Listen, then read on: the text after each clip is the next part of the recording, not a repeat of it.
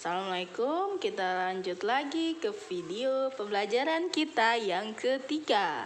Nah, harapannya berarti yang pertama dan yang kedua udah ditonton ya. Kita masuk ke yang tiga ini, yaitu melukis segitiga.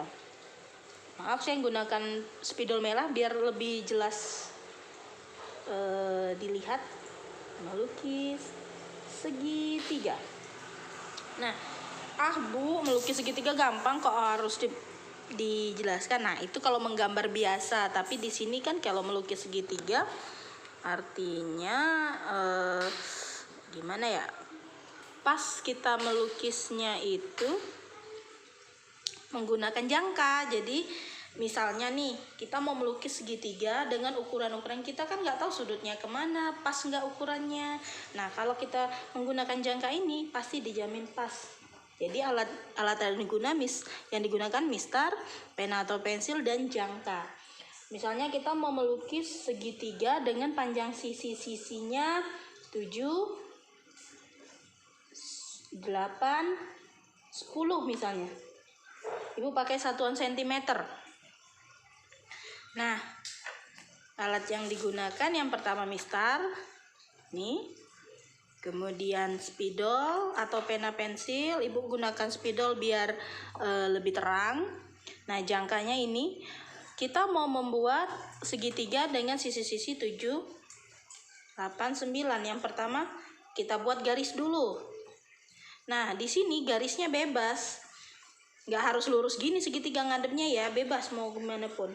Nah, Ibu biasain miring. Kenapa? Karena kebiasaan kalau orang gambar lurus, langsung lurus aja, seolah-olah segitiga itu bidang alasnya selalu lurus. Nah, nih sekarang ada sisi 7, 8, 9. Kita mau yang panjangnya di sini, yang di sisi ini mau yang 10, 8 atau 7. Nah, seandainya Ibu 7, kita bukalah jangka kita ini, kaki-kakinya sebesar 7 cm. Nih, udah ya, 7 cm. Kemudian di sini, di salah satu sudut ujungnya kita buat 7 cm. Nih. Udah, berarti kan ini udah 7 cm nih. Berarti nanti titik-titik sudut segitiganya di sini dan di pangkal ini. Nih, ini titik-titik sudutnya. Nah, selanjutnya kita butuh sisi 8. Nah, kita buka lagi jangkanya sejauh 8. Nih. Nah, dari kita mau 8-nya sisi kanan atau kiri? Kalau di kanan berarti dari kanan sini. Berarti ini yang 8. Buat busur seperti ini. Kemudian satu sisinya 10. Kita buat lagi di sini 10. Ini 10 ya.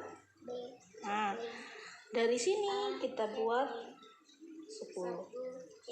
Nah, busur ketemu kan? Inilah titik sudut satunya dari segitiga. Nah, nih. Nah, ini kalau diminta membuat segitiga dengan sisi-sisinya 7, 8, 9. Nah, di sini tidak ada nama. Sekarang bagaimana kalau diminta namanya? Misalnya segitiga ABC dengan AB 6 misalnya. BC 8, kemudian AC 10. Nah, kalau seperti ini berarti kita harus membuat nama pada sudut-sudutnya itu, titik-titik ujungnya itu. Nah, ini satu garis, ya kan? Kemudian kita mau yang di bawah 10 atau 6 atau 8.